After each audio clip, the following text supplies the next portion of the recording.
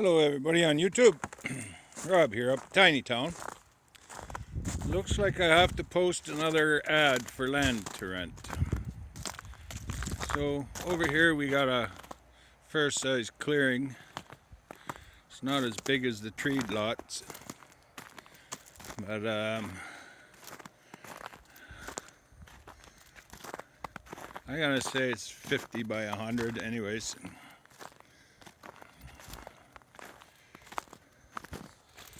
What a time of year to be doing this, I tell you. So over here we have well, basically where this plowed up piece is, the snowbank, there's a ditch in the ground over here. So basically you got from that tree line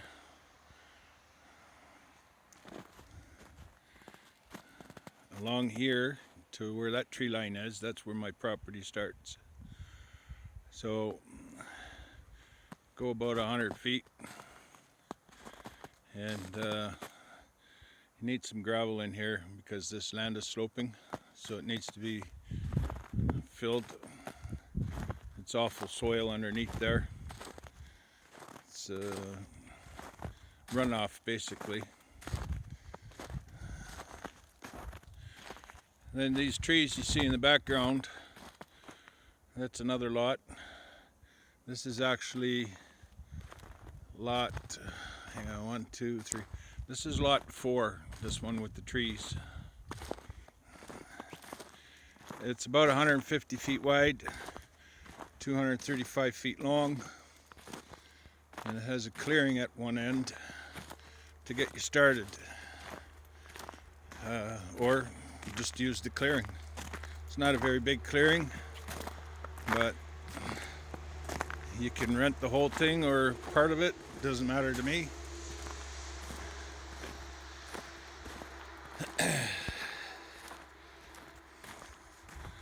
At least we haven't got too much wind here today. This spot here might be available at the end of the month. This is December 2nd, 2022. So at the end of this month, this lot here becomes available. This is spot 6. I had the clearing made a little bit bigger so you could put a camper in there or a motorhome or build a cabin.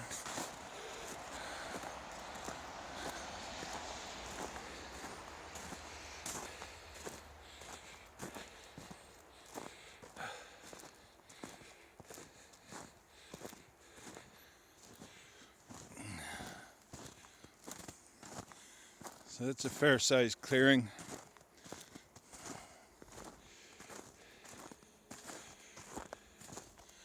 With the snow you can actually see it better, how big the clearing is. And if you want to make it bigger, you're free to take down as many trees as you want. This spot goes all the way to the end of this tree line over here. So you still got another 25 feet of trees here that could be knocked down.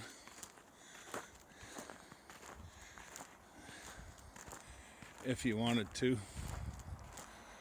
Myself personally, I like leaving the tree line up along the front of the land here. Gives you some privacy from the road. Although I really don't call these trees, but it is brush coverage, gives you some privacy. So here, this corner tree here is where the property line starts. So, alright, this corner here from the property line where that rock is, back to the road that divides the yards up.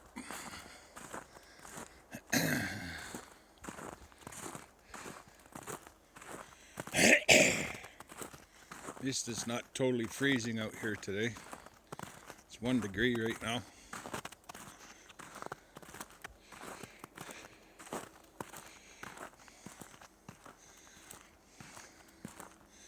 So this is spot 5.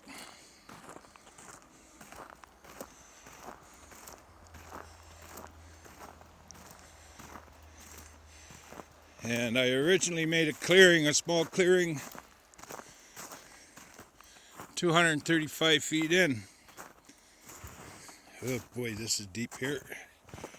I'm not walking all the way back.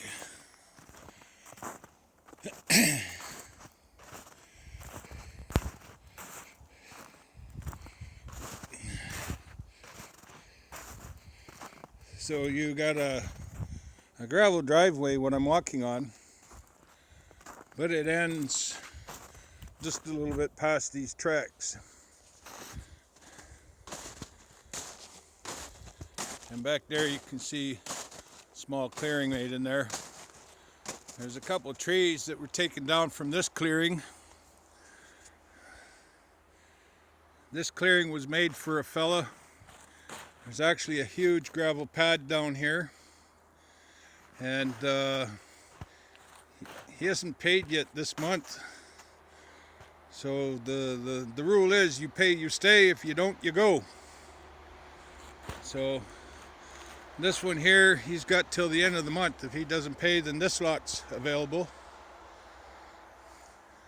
All the other lots are $350 a lot. This lot here is $500 a month. It's in move-in condition.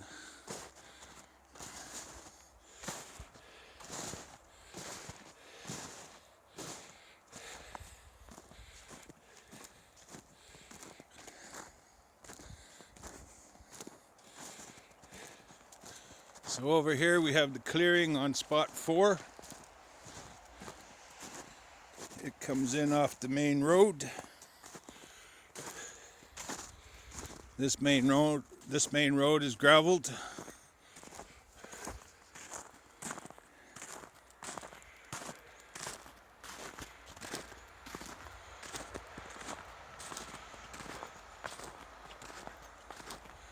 So there's a little clearing I had done here. You put a camper there and get yourself going in there. Anything you want to do to this land is up to you to do. You want to cut trees down, cut trees down. You want to bring the mulcher in, have them cleared that way. That's even better for yourself. Goes quicker. And again, this lot here is about 150 feet by 235.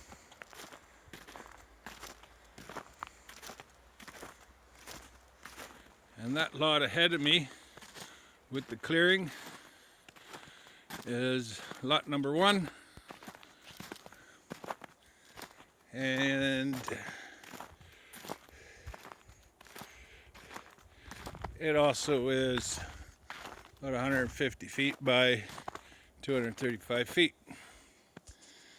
Now, behind all this land here, to the back of the lot and to the east of the lot is all crown land.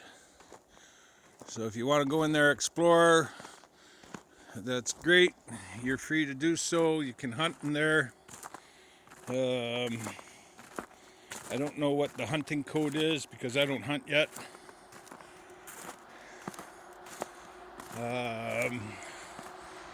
Down at the intersection, it's called Hornpayne Road. Down that road there, there's lakes. Left, right, left, right, left, right, all the way down that road. 15 minutes east on Highway 11 is a place called Rabbit Lake. It's a beautiful spot for swimming, camping out if you want to go camp by some water. It's a crown land camp, so it's perfect for that. This is unorganized land that this lot is on. No building permits required. You want to build a tiny home up here, build a tiny home. You want to build a cabin, build a cabin. You basically do what you want to do. And I'm the only one with hydro here. At the end of this laneway is a hydro pole. If you want to pay for hydro to get brought in, you're more than welcome to do so. I'm not. It's not cheap. So this is off-grid camping land. So I'm just letting you know. Now, what I'm doing with my house is I'm on grid, but to save money on hydro, believe it or not, I have my entire house running off of one 15 amp cord.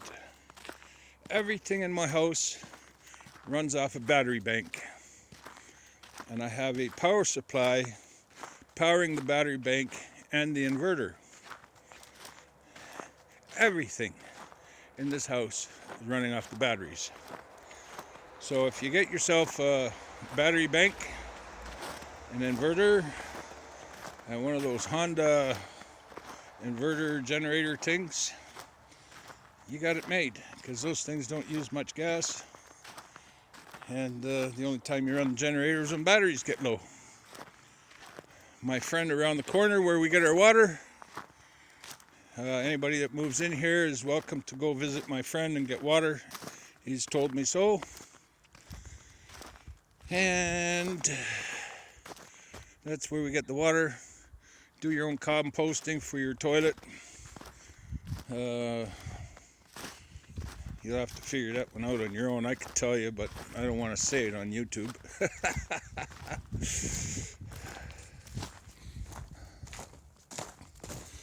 So what I've got, because I'm anti-government, anti-control, I had a permanent temporary hydro service installed. When I first had it installed, I had some boxes plugged in, wired in. Right now, I'm running off of this cord. All these other cords are unplugged at the other end. I'm not using them anymore. And I'll show you what I've got done on the inside. I just hope I can recover this video when I'm done it. I've never made such a long video on the phone before.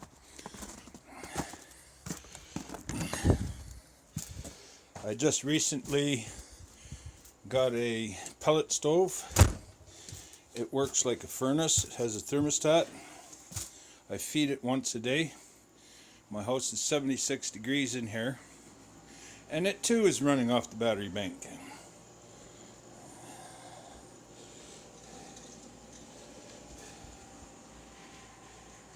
That little fire in there is what's keeping this place at 76 degrees.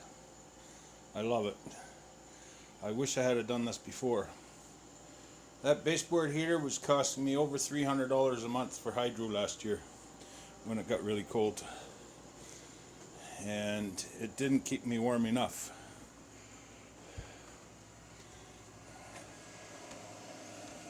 So in here it's a little bit dark. So this, where I touch with my foot, is the power supply that's plugged into that cord that's glowing. Or, yeah. Everything else is plugged into the power bars. This is a 3500 watt inverter. It just does the job. I've ordered a 4000 watt. It should be here next week. That's a 1500 watt inverter. So you always have to have a backup, right? So this is one battery bank. These are 8D 1100s. So they're 1100 amps. I don't know the amp hours on them, but they were $330 a piece when I bought them, and I got 8. I'm only using one battery bank right now. So there is another battery bank here that's for sale if anybody wants to do this. The batteries are just over a year old. I lived off this battery banks all last summer while I was building this house. This is a 53-foot freezer that I turned into a house. It's a shipping container, and I put a thermal curtain over that window because that's a really big window, and I found out I bought the wrong windows when I bought them. These are aluminum frames and the cold comes right through them. So, you know, being on a pension, you can only buy so much stuff, and I had to buy my windows and doors used. So that's what I got. And thermal curtain works. Changed the temperature in this room right away. This is my living room, my kitchen, used cabinet, I built cabinet, slightly larger bar fridge, camper stove out of a 1970s camper. Damn oven don't work, but I hardly ever need the oven anyway, so it's not like it's a big loss. That looks like a TV, but it's actually the computer. More wrong windows, pretty big.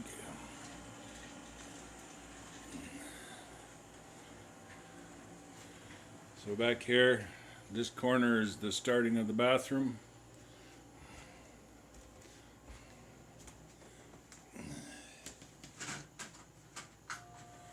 So here we got the stand-up glass shower, the toilet, vanity, cabinet that I built, bathroom fan, and back here we have the water. I call this my wet room. 2,000 liters of water storage, spin washer, and a 6-gallon hot water tank. That's electric also. And a shallow well pump that supplies the water to the kitchen. So this shallow well pump, I got it on sale for $176. It's been replaced once already, believe it or not. Canadian Tire junk.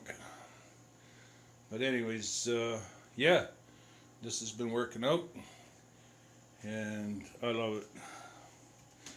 I put PEX plumbing in throughout the whole place, and that was, a child could do it. That's how easy it is. So if you want to build a container home, build a container home, build a tiny home of your choice. The land's available, $350 a month, all but that one spot. And that one spot is reserved till the end of the month. The same with the small spot for the camper, motorhome, whatever. That's reserved till the end of the month. If they don't pay by the end of the month, then those lots are up for rent. Again, thank you very much for watching. This is Rob up at Tiny Town. You all have a good day. Stay safe, stay healthy. If you're sick, stay home. Have a great day.